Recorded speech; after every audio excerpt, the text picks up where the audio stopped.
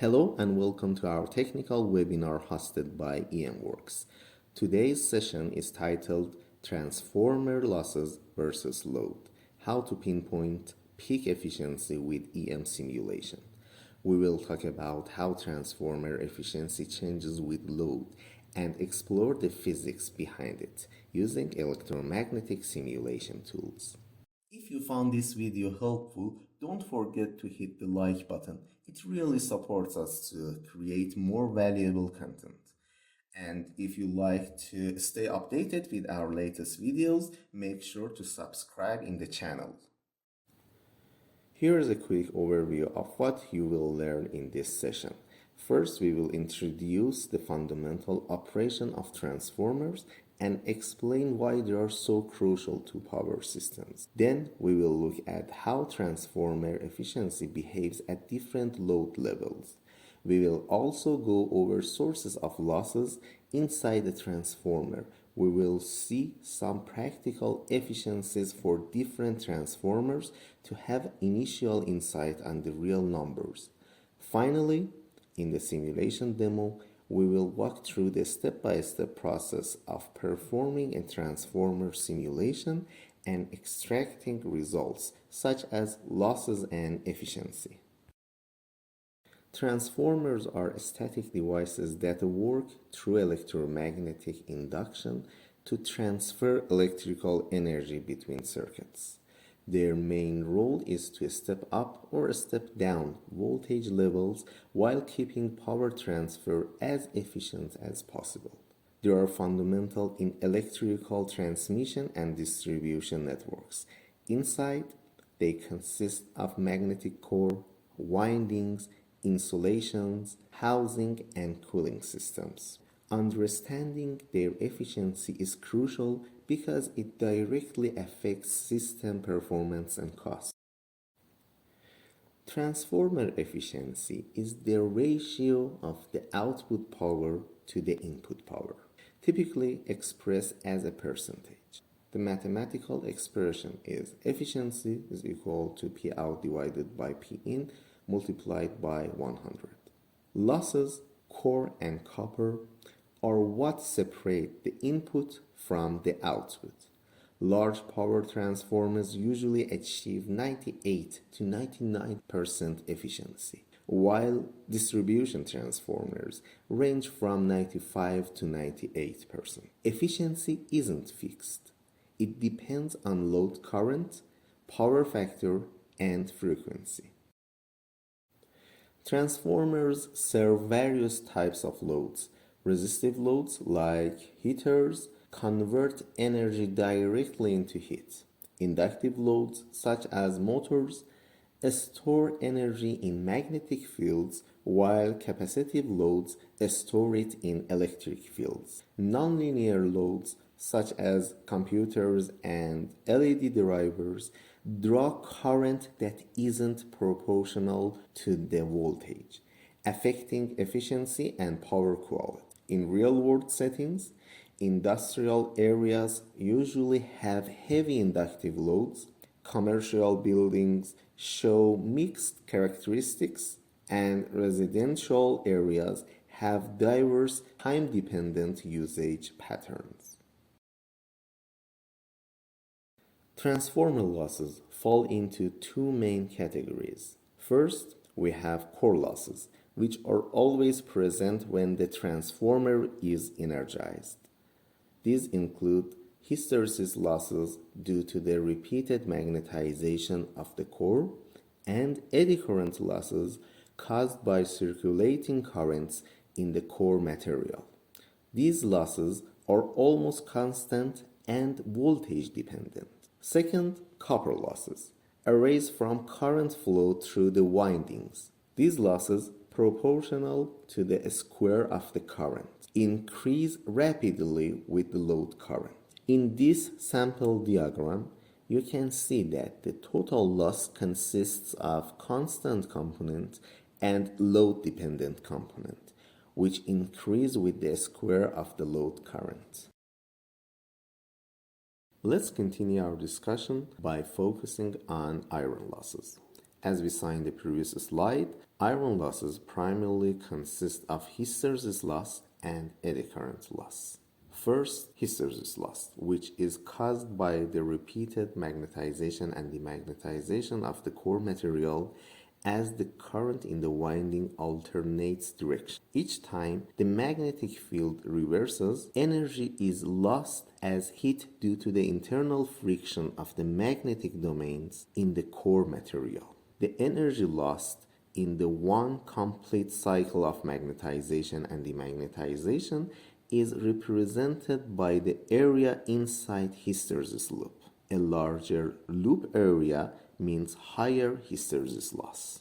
Hysteresis loss is proportional to the frequency of the alternating current and the properties of the core material. Using materials with low hysteresis loss, for example, silicone steel, can help reduce this type of loss.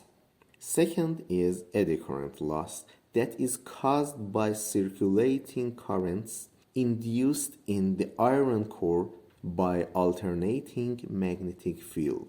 These currents generate heat, which represent a loss of energy. Eddy current loss can be minimized by using thinner laminations or soft magnetic composites instead of solid cores. Laminations are thin layers of iron separated by insulating material, which disrupt the path of eddy currents and reduce their magnitude. These formulas are used to calculate hysteresis loss and eddy current loss. The relationship between core loss components and both the frequency and the magnitude of the magnetic flux density is important to be understood. Hysteresis loss is proportional to the frequency, while eddy current loss is proportional to the square of the frequency. This difference explains why core loss in various materials exhibit distinct behavior at higher frequencies. The dependence of the peak flux density is also important in the eddy current and hysteresis loss. Another noticeable fact is eddy current loss increases with the square of the lamination thickness, a factor that does not affect hysteresis loss. The impact of frequency and lamination thickness for eddy current loss is the reason that soft magnetic composites or ferrite are used for high frequency transformer cores. On this slide, you can see that core losses remain mostly constant, while copper losses rise sharply with the square of the load. This creates a parabolic efficiency curve with a clear maximum efficiency point. That peak typically occurs at 50 to 80% of rated load depending on the transformer type. This is the point where copper losses equal to iron losses. You can easily understand this concept by examining the efficiency formula. In the numerator, we have the output power, which increases with the load current. In the denominator, we have the sum of output power, the constant core loss, and the copper loss, which varies with the square of the load current. Maximum efficiency occurs when the two loss components in the denominator, core loss and the copper loss, are equal. This is very useful insight for both design and operation. This comparative analysis looks at three transformer types: a standard distribution transformer, a high power transformer, and a high efficiency model. All reach their peak efficiency around 75% load, ranging from 97.8% to 98.9%. From a practical perspective, this means operating transformers near 70 to 80% of rated capacity can optimize efficiency. Oversizing or undersizing a transformer can drastically reduce performance and increase operating costs. As it is shown in the table, efficiency of a transformer that works in 25% load is almost 3% lower than its operation in 75% load. Transformer design is closely tied to load behavior. In power plant transformers, which are expected to operate continuously 24/7, the rated output power is typically designed to align with the point of maximum efficiency. In contrast, a smaller distribution transformers with time-varying load profiles are designed so that their rated power matches the load levels most commonly encountered during daily operation.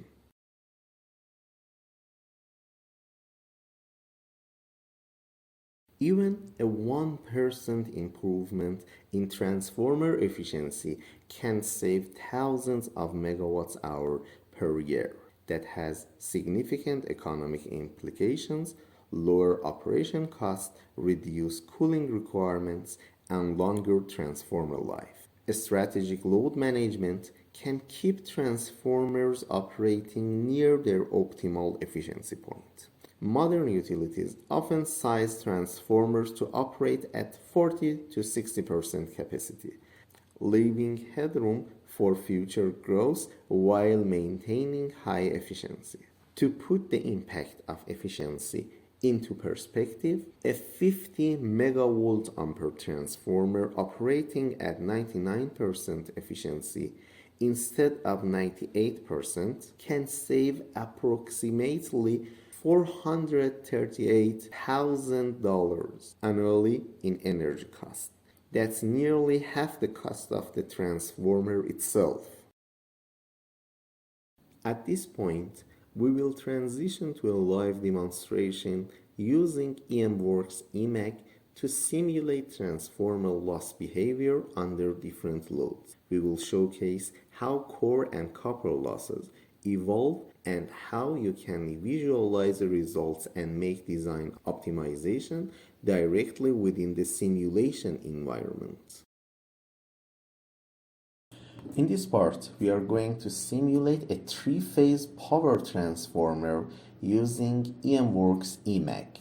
Our focus will be on the step-by-step workflow of simulation and how to get results from it. In the next step, we will extract the results to optimize the transformer operation point or the impact of load on the efficiency of this transformer. As you can see, the software used the finite element method to calculate the electromagnetic parameters, and in the next few minutes, we will see the options and the simulations that we can perform in this software. The first step of any finite element simulation is creating the geometry. Let's start from the beginning, and I will create a new project in the software. First, we have to select a folder to save the simulation file. As I have an open simulation file, it asks for saving the previous file. The new project in the project tab is created. One of the options that this software has is multi-project, multi-design management. We can switch between the previous simulation and the new simulation that you created. As we haven't draw or imported any geometry, the design part is still empty. If you have any drawing from your geometry, you can easily import the files with different types to the software. Step files, IGS files, AutoCAD files, and many file extension is supported here. One of the most important points of this software is you can easily draw your geometry using Autodesk Inventor, that is inbuilt CAD tool inside the software. You can use all the options that Autodesk Inventor has to precisely model your geometry. So there are two options: to import the geometry to the software or draw inside the software using Autodesk Inventor tools. As I have the whole geometry of this transformer that we are going to simulate, I use the import option. Just by clicking on the step file of the geometry, it will automatically import all the parts inside that assembly. This is the region that I created, so if I click on the visibility, you can see the parameters of the transformer. After you imported the geometry to the file, you can see all the objects inside the CAD model tab. If you draw the geometries inside the inventor, you can easily change the sizes or parameters of the design. But if you import the step file or any drawing from the outside, the modification in the geometry is a little limited. When you have parts, you can open a simulation tab, and there you can see the project name and analysis option. The next thing that you need to do is to define the study that you want to be analyzed. You can use magnetostatic simulation, AC magnetic simulation, transient magnetic simulation, and we have different options for electric simulations too. As transformers work with alternative currents and voltage, we will only use the AC magnetic and transient magnetic simulation for transformers. Magnetostatic simulation is useful when you have only DC currents or permanent magnets. I will click on AC magnetic simulation, and the properties of this simulation will appear. In this study, you can analyze the simulation and the geometry in a single frequency, and all of the input and output voltages and currents will be pure sinusoidal waveforms. To define other shapes of the waveforms or model harmonics of the voltage and currents, you need to use the transient simulation. Here we define the name, the symmetry factor, and the frequency of the excitations. And I will click on OK. After you created the study, you will see a tree that you have to define the material first. You can easily select the part, right-click on it, and apply the material or use the favorite material. The outer region is air. We have some favorite materials that is very useful. I will use them for coils. All of them are made from copper. So I will select all of them using the control button on the keyboard, and from the favorite material center, I will choose the copper. The only remained part is the core of the transformer. Let's have a look on the comprehensive material center inside the software and choose a proper material for the transformer core. Here you can see different materials categorized by the properties, and inside each of them, for example, a steel with BH curve, we can see they are categorized with the vendors. So let's search, for example, M335A. In the properties of the material, you will see different parameters like the thickness of the lamination, the mass density, the core loss coefficients, the conductivity of the material, and the BH curve that represents the permeability of this material. We will click on apply and close, and all the materials are defined here. If you have any special boundary conditions, you can select them here, but for a 3D simulation, you don't need to define boundaries in this transformer project. The next part in the simulation tree is excitation. You can define solid coils or wounded coils or multiple entries conductors. In this project, we only use the wounded coils, to define the primary and secondary part of coils. For example, the first coil will be phase A of the high voltage side. If you put the mouse button on each box, you can see the description will appear. Here we have to select the bodies and components. So I will select both sides of this coil, and in the next part we have to select the face of entry of this excitation. So I will zoom in and select the cross section of this coil.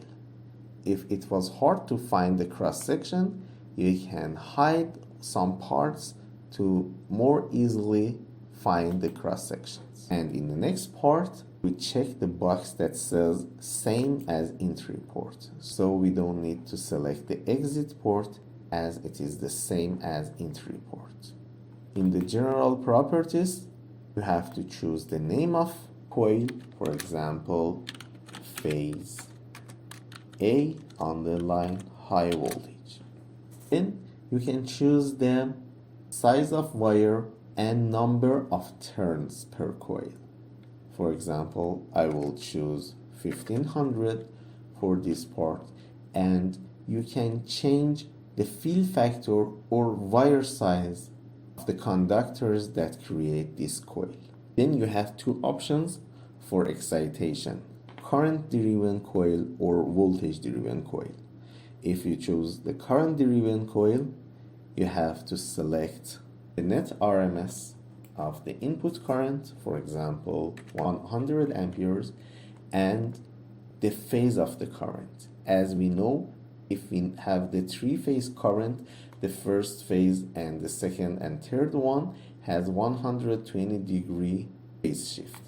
So I will choose, for example, 0 for phase A, 120-degree for phase B, and 240-degree for phase C. You can use the voltage driven coils too. We will see some circuit coupling options later. I will click on OK, and the first coil is defined here with phase A name.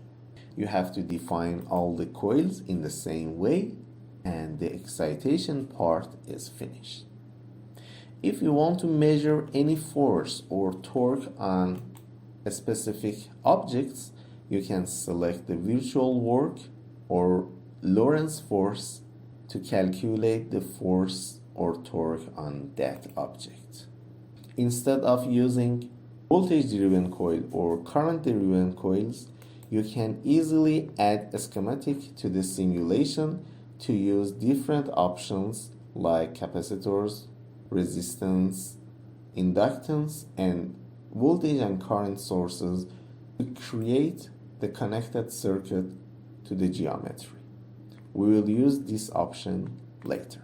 If you want to have a thermal analysis on your geometry too, you can select the thermal coupling and add a thermal and study to this simulation too. This is the part that I mentioned before, the multi-analysis management inside the software. As you know, in the finite element method, we divide the geometries to a smaller mesh to be able to calculate the parameters inside each of them. To create a precise mesh, you can right-click on the mesh part and create a mesh. If you use the default values for creating a mesh, it will apply this setting for the whole geometry. But if you need more precise mesh on some parts, you can go to the mesh control, add a mesh control. In this way, you can select, for example, the core of the transformer and define a smaller mesh size for this special part that is important for us. And then click on OK. The mesh control here is added, and you can use the default mesh for all other parts. After you defined all these parameters, you can easily right-click on the analysis and click on Run. It will start to analyze the simulation. You can extract the results after the analysis is finished. Now let's get back to the simulation that is analyzed before this session and have a look on the studies that I created. First, I did a no-load simulation, extract the core loss without having any copper loss inside the coils. For this simulation, I defined the primary coils with nominal voltage 1000 volts for these coils, and for secondary part, if I click on edit definition to see the definition of the coils and go to general properties, I define this coil as current driven with zero current. So it is open loop coil and the winding terminal is open because we have 0 ampere in the coils. So this is a no-load simulation and we will see the core loss from this open circuit test. After you analyze the study, you will see the result center. To create a field report, you can easily right-click on, for example, magnetic flux density or magnetic field intensity, current density, forces, and electric fields and losses. Let's have a look on magnetic field. We can use 3D fringe plot with clipping or no clipping, 3D vector plot, and a streamline. As it is a 3D, it's better to create a section clipping for 3D fringe plot of this flux density. It's a very useful option that you can select the face of this clipping. You can use the XY, XZ, and YZ surface to see the field inside each part. You can easily move the section and see the fields inside the transformer. Let's use the XY plot and check the flux density inside the core and windings. By drawing a flux vector, you can see the flux path inside the transformer core too. The other option that this result center has is tabular results. You can double click on the result table and see many results that are available in this part. You can see the energy, flux linkage for each winding, current of each winding that is available in phasor mode, induced voltage, the input voltage, the DC resistance for each winding. The software will calculate it automatically using the fill factor, number of turns, and the area that you selected for the coils. Losses are available in this part. As you can notice, only the core part of this geometry has the core loss, and the core loss is divided into eddy current loss, hysteresis loss, and excess loss. The total core loss of this core inside the transformer is almost 7,791 watts. The other parts doesn't have any core loss because they are not iron parts. Instead, you get the winding loss inside each coil. As we simulated the open circuit simulation, the winding loss is very small and negligible. Other results like resistance matrix, coupling coefficient of these coils together, impedances matrix, and inductances are available in the result center, and you can use them in different designs. As you obtain the core loss from this open circuit simulation, you can calculate the current that create the same loss amount inside the coils, as we know the resistances of the coils and the total core loss. So we can calculate the current that needed to create the equal copper loss here. And as we mentioned before, that is the point that maximum efficiency happens there. To have a better view on the simulation options that we have inside the software, I simulated the transformer that is connected to this schematic circuit. I use the circuit coupling to connect the primary winding to voltage source and the secondary windings to the resistance loads. You can change the resistance with inductance and capacitance or a combination of them to simulate different scenarios with different load types. In another simulation, I use the current source as the input of the primary winding. And the final simulation is a transient simulation that simulates the geometry in the time domain analysis. With extracting the results like core loss and copper loss, you can perform a parametric analysis to find the best operation point and maximum efficiency of this transformer. The workflow of simulation using EMAG is very straightforward, and you can easily extract the results from a user-friendly result center. Thank you for attending this webinar. If you have any questions or would like a more in-depth discussion on electromagnetic simulation, please don't hesitate to contact us. We are here to help you explore how simulation tools can enhance your designs.